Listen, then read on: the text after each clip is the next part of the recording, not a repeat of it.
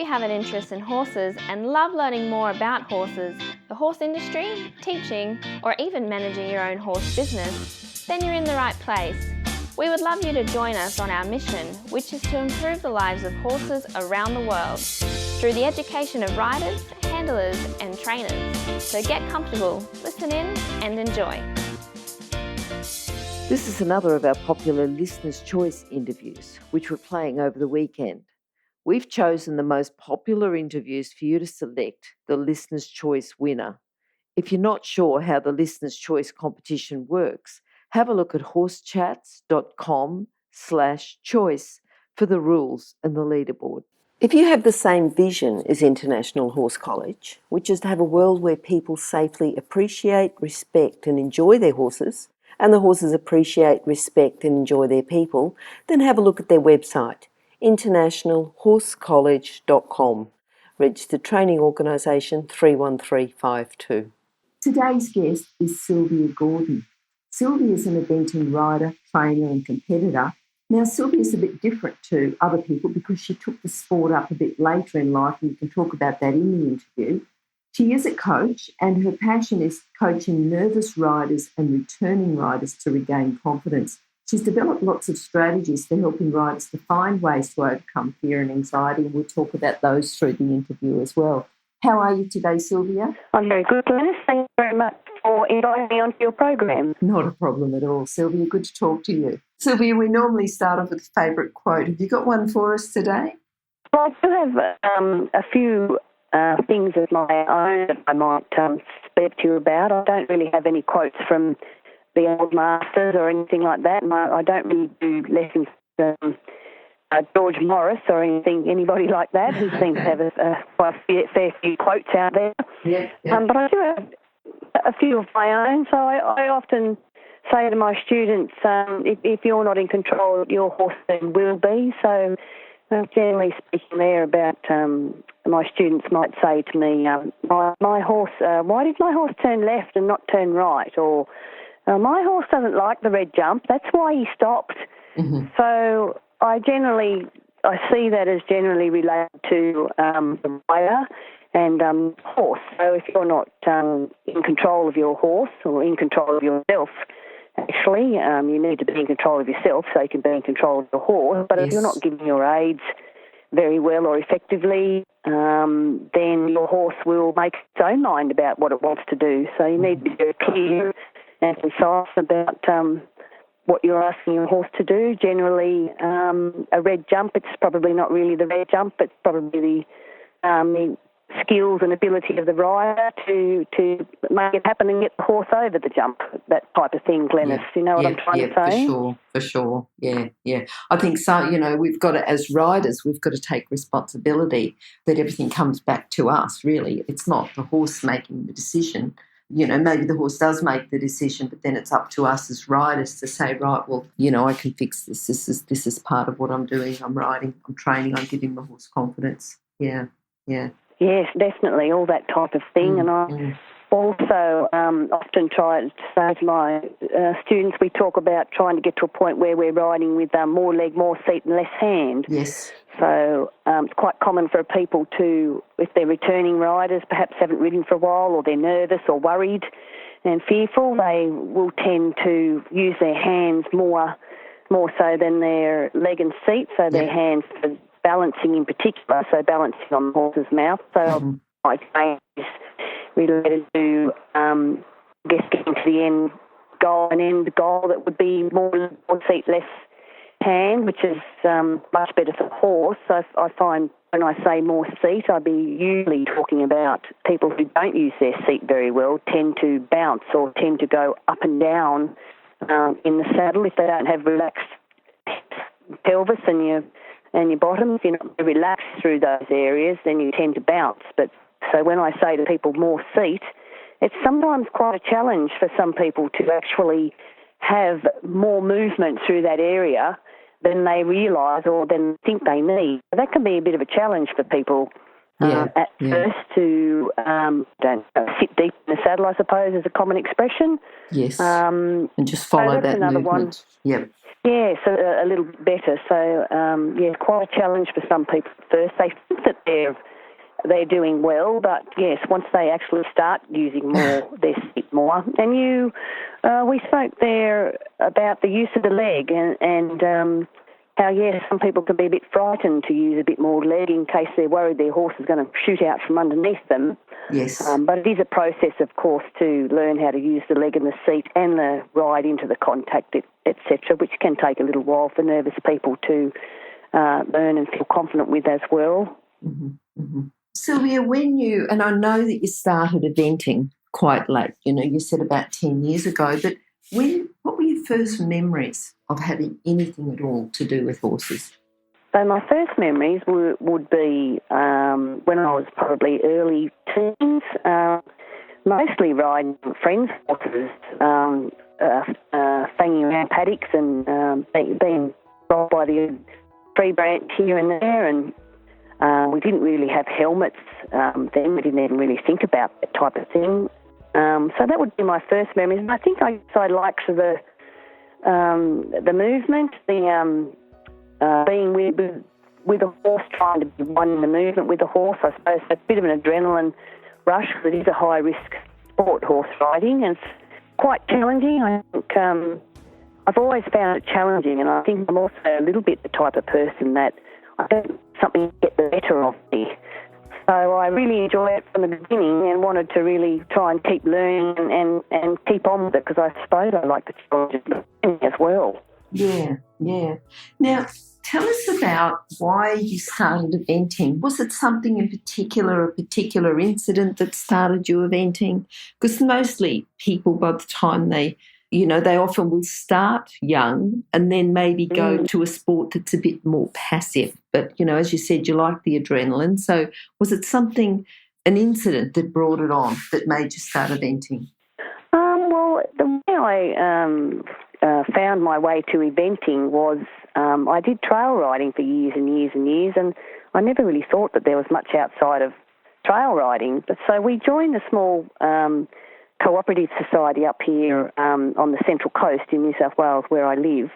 And at this farm, it's like having a slice of the farm but not actually having to buy a whole property because it's a cooperative society. Mm-hmm. So they were running there a one-day event and they had all the gear. They had show jumps, cross-country jumps, a sand arena and that thing. So we originally joined there thinking we would be doing trail riding.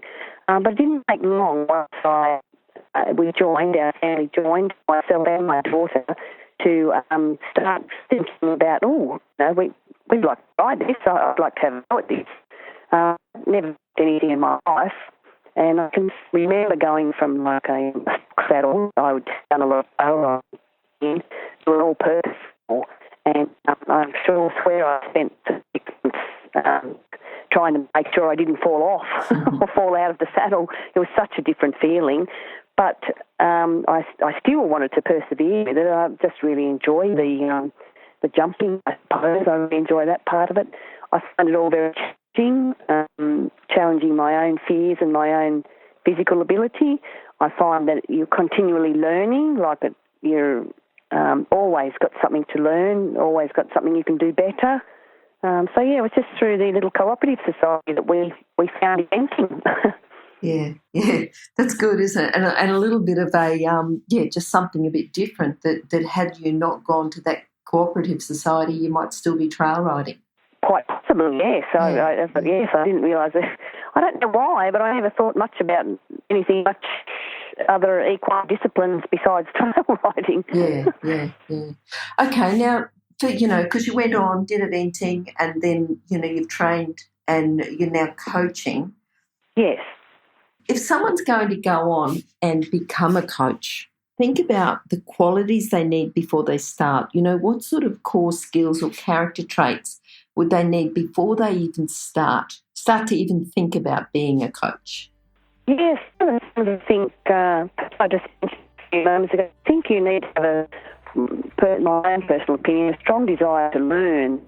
So I've found for myself, for example, that I enjoy the challenge of learning, I think. So I think that's one thing that you would need to do if you want to become a coach, a desire to learn. And it's an ongoing thing, learning. You never really stop. So you've got to enjoy wanting to learn. You know, I've, for example, over the years, had different students come and have a few lessons and then not come back, and I try to help them, for example. But they don't. It's almost like they don't really want to learn. They kind of do a few little things and then maybe they're not really that interested. And, you don't see them. So I found, for me, really wanting to learn is a very strong trait that you need to have, and a lot of perseverance, because there's a lot of ups and downs with horse riding and learning, and a lot of patience. Horses can take some time to learn things. Human beings as well, I guess. We're all a bit different in our speed of learning. So I'd say there's three kind of things I can think of. Learning, perseverance, and a lot of patience. Okay, no, that's good. Sylvia, what do you think's the best thing about coaching? Teaching people, training horses, everything associated with it. What do you think's the best thing? I think working with students, I really like helping people, and I like to see people achieve their goals. So somebody who perhaps hasn't done any jumping for, say, 20 years, so maybe they were jumping when they were in their teens, and they haven't done anything like that for 20 years, 25 years, and then they come start having lessons and realise that they can actually do it and they can get back into it. So I guess I really, really like helping people. And training horses, I guess it's probably more along the lines of when you are trying to teach a horse to do something and they get it. I think it's what am I trying to say? I think horses are they're all a bit more capable than we think, and I'm always amazed at what they can learn. Yes. So when you're trying to teach a horse something new and they get it, I don't know, I just find that pretty special. It's almost like a light bulb goes off, isn't it? Like, wow, goes on. Yes, something along those lines. Yeah, it's like, wow, this feels lovely. I might have trained your horse to do a particular manoeuvre. I don't know, I'll just say shoulder in, use that as an example. And yes, when they get it and you have that lovely feeling of harmony and they move into the shoulder in position very easily from a light touch, it's lovely. It's a beautiful feeling, I suppose, and very rewarding. So I really like that aspect of working with horses. Yeah. What about people who've helped you, influenced you and helped you along the way? You got anyone that you'd like to talk about? Well, I've had lots of different lessons over the years with lots of different people. Mm-hmm. And it's not necessarily really anybody in particular. I suppose you learn a little bit from everybody. I always have the idea that you can usually learn at least one thing from each person that you spend time with. But no, nobody in particular. I do a lot of reading. I like Andrew McLean's stuff, the Australian Equine Behaviour Centre. I like his stuff. Yep. Is that the type of thing you're thinking? And it's interesting you talk about Andrew because he's been a guest a couple of times on Horse Chats and he gets recommended a bit.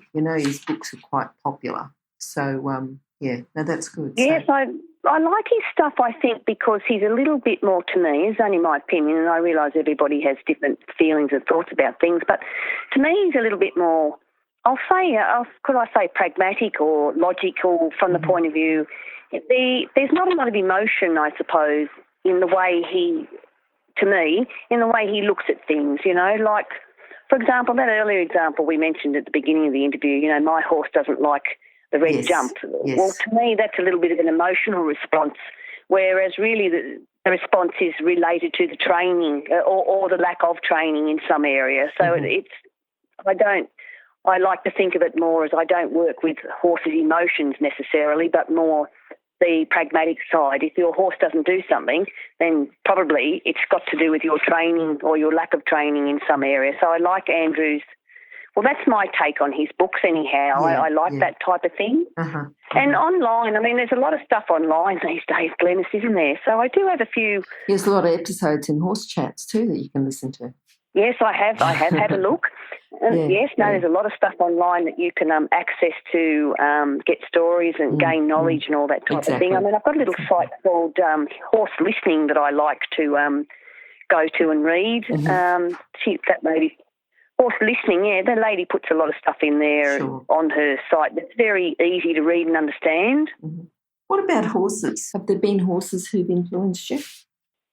Well, again, probably not one in particular, but I suppose I would say, I hope it doesn't sound like a cliche, but I suppose every horse I've ridden has taught me something, if I can say it that way. And I suppose I've got to a stage now with my experience that really 9.99 times out of 10, it's really the rider that needs to improve and get better. I mean, most horses are the same. If you're not giving your aid clearly enough, well, you won't get a good response, so to speak, And I think all horses are like that, really. They're a little bit different in temperament, but I think I've learnt various things along the way off every horse I've ever had, probably. What do you think has been your proudest moment? Well, I suppose what comes to my mind would be I've been trying to do some eventing for several years, and I have had two relatively good places. I came second once at an event and I came third at another event. And to me, I suppose that's what I'm aiming to do, ride well and ride well enough to put my training to the test in a competition and hopefully get a good result. So very, very expensive ribbons these are. They can be, can't they? Can be very expensive. So I've been very pleased with that because there's a lot of training and time and work and dedication and effort that goes into getting your head around three phases well enough to be able to go to a competition and place well. Mm-hmm. I've had my ups and downs, as we all do, but I've been very pleased to be able to achieve those placings in particular. Yeah. What do you think your biggest challenge is? Has it been that you started it older and you're competing against younger competitors, or what do you think the biggest thing's been? Well, I think the hardest thing for me has been overcoming my fear because I started quite late. I didn't really have perhaps a gung-ho, get out there, go for it attitude. I've always been a little bit of a conservative, cautious type of person. I sometimes think I probably should be doing lawn bowls or something, or crocheting, because yes. It's certainly not as scary. I have kept on with the horse riding because I do really enjoy it, but I found it very difficult to overcome my fears and relax and really enjoy it. So, because if your mind is not on the job properly, then you can't ride very well and your horse suffers. So I suppose I've kept on with it and kind of said to myself, I've got to get better for the sake of my horse, so that when I'm riding, the horse can be relaxed and I can be relaxed. So I have found that very difficult, overcoming fear. And I think these days, Glenys, if I could just go off on a little tiny bit of a topic that may not be quite relevant to your question, I think when you say we're talking about in competing, now, what was the question you asked me? You said something that made me think we talked about challenges, just thinking about, coming in, and I asked you, was it because you're an older rider, which you said, well, it's hard for an older rider to overcome that fear, but then you are going to talk about something else as far as competing. Yeah, so I think these days, wanting to go to a competition and do your best, there's a lot of really nice dressage horses in eventing these days, and it's quite a challenge. I suppose you could call it a challenge in one respect from the point of view, I only compete in the lower levels. I do 60 centimetres, but these days it's interesting. A lot of people are getting scores over 70% and over 80% in their dressage test at the 60 centimetre level. That, to me, my thoughts and opinions, that presents quite a bit of a challenge to have a horse that can get those marks. Do you with me what I'm trying to say? You think that it's more, they should be focusing more on dressage? Is that what you're saying, or they have focused more on dressage? Well, I guess I'm saying that even in 60 centimetres these days, it used to be called newcomers, but really it's just 60 centimetres these days. But even to do well in 60 centimetres, you've almost got to have to get your dressage score right. Yeah. Well, horses can win on their dressage score. They can, at a 3-day event, you can still have horses winning on their dressage score. So So Yes, it's a pretty yes, important. sorry. You've still got to be able to jump and do the other phases, but the dressage, it's pretty important. Yeah.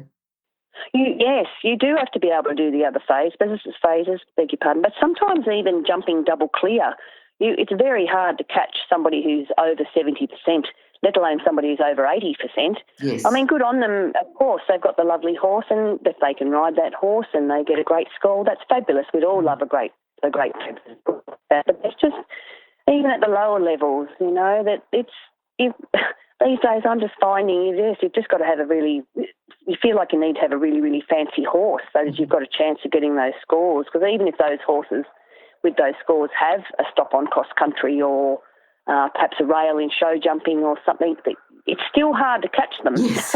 even if you go double clear. So I'm just making a comment over those things are changing there. So that's a little bit of a challenge to kind of get up there with those dressage scores, Yes, rather than just having to get around the cross country, you've got to go in at the start. Yeah. Yes, you've got to get in there, cross country and show jumping and go clear and make time if you've got a chance of trying to catch up with someone who's over 70%. For sure. Thinking about, your passion as a coach and helping the nervous riders and the returning riders to regain confidence and, deal with their fear and anxiety, what's a common thing or what's a common sign that you see with someone so that that they may not say it, but that they need help with their confidence? And then what's just one of the techniques you might use to help them regain their confidence? All right. Well, generally what I find is when someone comes to me for their first lesson, let's say, and they're wanting to get back into riding, or haven't done anything for a long time, the first thing I often notice about people is their position. So I find that becomes or has become an area of focus for me quite a bit over the years now. So the first thing I usually try and address with people is their position. So I find that a lot of people might have, like we were talking before about more leg, more seat, less hand. I find that a lot of people, they first may come to me and they're a bit nervous. They have a lot of hand and not really enough leg, and they're not moving enough with their seat. So once we go through the process of making corrections to their position and getting their leg a little bit more solid, so I do talk about having a bit of a calf stretch and the heels down. So you can say that to people sometimes, leg on, but sometimes I find with a lot of people you actually have to break that down into very small pieces so that they can really understand what you're saying. And I think that's perhaps one thing I do well is to break something down into a lot of little pieces that people can absorb. So heels down, so I often give this example to people. So if you ever been to a gym, if you stand on the edge of a step and do a calf stretch and you lower your heels and stretch your calf, and then I explain that to people and I get them to do it when they're in the saddle, then that is the word analogy of the calf stretch at the gym and your heel down in the saddle. I often find that people get that and then they start doing it, and then I can remind them, weight on the balls of your feet, calf stretch, and then they start doing it. Do you know what I'm trying to say? Yep, I do. I think, and I think breaking down the skills, but it's not just that. It's sometimes, we say, like push your horse over.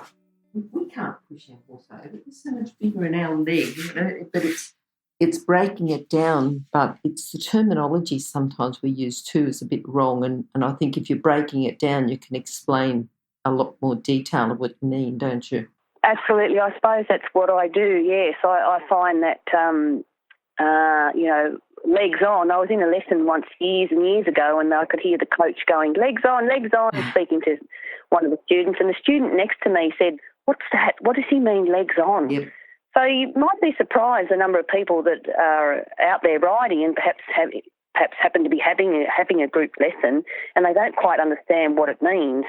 And so I also talk about, inner thigh, inner knee, inner lower leg, and I go through the process of helping them with their seat, more leg, more seat, and then working with them to gradually over time soften the hand a little bit so they're not balancing off the horse's mouth. So what I've found, Glenys, is when I actually do that, once your position gets pretty solid and you feel like you're very stable and you have some stickability, a fantastic byproduct of that is confidence. Like you start to feel really confident. I guess it's like if you're starting to think to yourself, okay, I'm not going to fall off because I'm so stable here in my position and I'm stuck here in the saddle, people start to relax a little bit when they've got that feeling that they're not going to fall off, because that's mostly what people are worried about, is falling off. So once you get them sorted with their position and their body, trying to keep, people have flapping elbows and flapping hands, and once we kind of work on keeping everything as still as possible and only moving the body parts that you need to when you need to, it just brings a lot of confidence to people, They feel much more confident to go over a jump, ride down a hill, ride around a turn, jump through the creek or whatever it is, So that's my main thing, I think, is helping people with their position. So the better your position, the clearer your aids are, and your horse will become more relaxed if you're solid and still and balanced and giving clear and effective aids. Yeah. Okay. No, that makes sense. Yeah. If you're an equestrian coach or a horse riding instructor, or even if you aspire to be one, have a look at the free video series for horse riding instructors on the Horse Chats website. Go there now. Have a look. horsechats.com. Sylvia, have you got a book that you'd like to recommend? I know that you talked earlier on about Andrew McLean, but have you got a different book, or would you like to recommend one of his? I'd probably... I've read lots and lots of different books over the years too, but not so many lately. I think in the beginning when you're learning something, you read a lot. You're very, very hungry for a lot of information. But no, I'd still probably stick with Andrew McLean at this stage. I do like his stuff, the way he puts it forward there. He just takes the emotion out of it, I think, and just use logic. Oh, well, it's all science-based, he is a scientist and he proves things by science rather than just things that are handed down from person to person. He's actually gone out and can prove, Yes, and that's what I like about it, I think. I think sometimes, yes, as you say, some things are handed down through the generations as old wives' tales and they're never really challenged. But, yes, Andrew brings to it his university education and his the science. And I suppose everybody's different, but for me personally, that's probably appeals to me a little bit more, the science, rather than an emotional folk story or something. Yes. Do you know what I mean? Yes. Yeah, for sure. Just that makes sense. personality. Yeah. Sylvia, what are you looking forward to at the moment? Well, in general, I've got a little business. And you were going to do the judges' exams or something as well, weren't you? Yes. So I'd like my business to keep expanding and growing, and because I really do like working with people. Yeah. I've just started doing learning how to become a dressage judge. I've done the course, and I've done one lot of shadow judging. But I've got more to do, which I'm very happy to do, because I want to educate myself as much as I possibly can before I'm let loose on the dressage or the eventing community. But I do the dressage learning from the other side is it's interesting to get on the other side and not be a rider, but also see it from the judge's perspective. So I guess I've learnt so far. Should I mention a few things perhaps that I've learnt so far? Definitely, yes. And this is just my experience, and I understand that everybody has different experiences and different feelings and that, but I suppose one thing that's kind of started to occur to me is things like this. I suppose when you do a dressage test, to get a 10, if I can say it that way, you really, there can be absolutely no mistake whatsoever. So watching doing the shadow judging, I mean, I'm going to simplify this and I might not quite be right, but okay, so you might start from a 10. Okay, if your horse, say one movement, say you have to do, we'll just pretend that we're thinking about one movement, which might involve 3 different phases by the time you start at A and do something and go all the way down to a half circle at B and E, something like that. So you might start with a 10 for that movement. So if your horse say, comes above the bit once, there goes a mark. If your horse is not round enough, or if your horse is unbalanced through a corner, there goes another mark. If your horse is bent or flexed the wrong way, there goes another mark. If your horse breaks early or is late to a marker, there goes another mark. So I suppose one thing I have learnt is, you've got to be pretty perfect to get the score, and if one little thing goes wrong or one little thing is not adhered to, then you can very quickly lose marks. Yes. So does that make sense, what I'm trying to say? Yeah. And I think it brings it back. And I think talking about eventing, I think the dressage is really important. And the more you learn about all three phases, the better you're going to be. So you'll find that by doing your judging qualifications, even through your shadow judging, you're going to be a better eventer because you're going to have more knowledge and skill about applying and getting marks in your dressage test. Yes, be aware. I'm certainly becoming much more aware of what it is the dressage judge is looking for when you ride your test, all the little things that give you your good marks. Yeah. If any of them are missing, then down goes your mark. Yes. So I definitely feel that the dressage judging will help to give me knowledge and understanding about dressage and what dressage judges are looking for. Okay. So I'm looking forward to completing that. Good. I'm also due to do my SSTA as well. Do you know what that is? I do. The SSTA? Yes, Skill Specific Trainer Assessor. Yeah, so I'm eligible for that now. I've been a coach long enough in the Level 1 General that I'm also eligible to look into doing that, which I am about to do as well. So further education and further learning. Good. Now, tell us a bit about your business. What's the name of your business? Well, I've got a Rimba Creek Equestrian. Mm-hmm. That's a Rimba. It's OURIMBAH, yes? Yep, that's it. Creek Equestrian. Yep. Up on the Central Coast. So we've got about nearly 20 acres here, and I've got a sand dressage arena, a show jumping arena, and a training cross-country course. Okay. And I do a little bit of agistment. So I don't have a lot of horses on agistment at any one time. And so, yes, I run my lessons from here and a little bit of agistment. And if people want to contact you, Sylvia, what's the best way? Well, I have a website, www.arimbacreekequestrian. Okay, yes. We'll put the link up to that on your page as well, which will be horsechats.com/Sylvia Gordon, or else just go to horsechats.com, search for Sylvia or search for Gordon, and we'll have all those details there as well. Yeah. Oh, lovely. Thank you very much. I appreciate that. That's okay, Sylvia. Now, before we go, would you be able to summarise your philosophy with horses into a lesson today or a message today for our listeners before we go?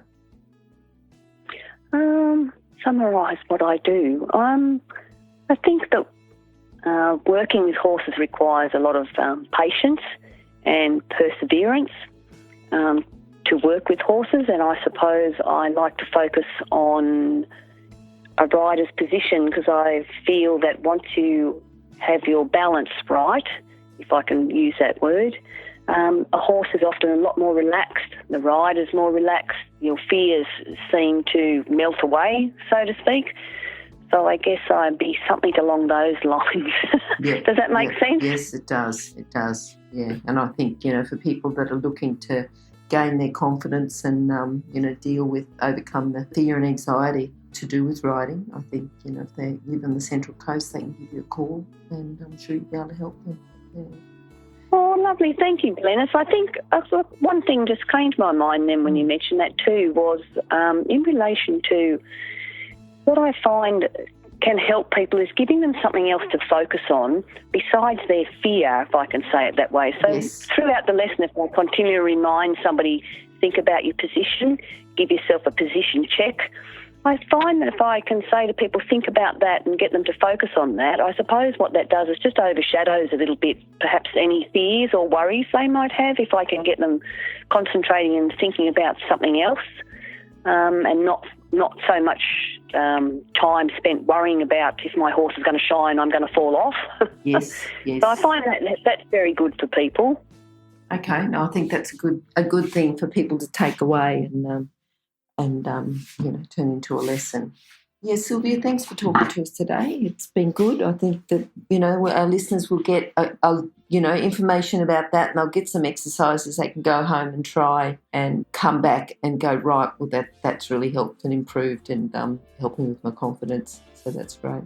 So thanks for taking your time to do that, and hopefully we'll talk to you again sometime again soon. Lovely, Glenys. Thank you very much. My pleasure. Thanks very much. Bye-bye. Bye. If you've enjoyed this chat, then please comment, rate and subscribe. If you'd like any changes or recommendations for guests, then please contact us through horsechats.com. And while you're online, have a look at the government-accredited courses at internationalhorsecollege.com. Registered Training Organisation 31352. Remember that our comments and instructions are general in nature and do not take into consideration your individual horses or your individual ability and circumstances. If you enjoyed this podcast, then please leave your comment below.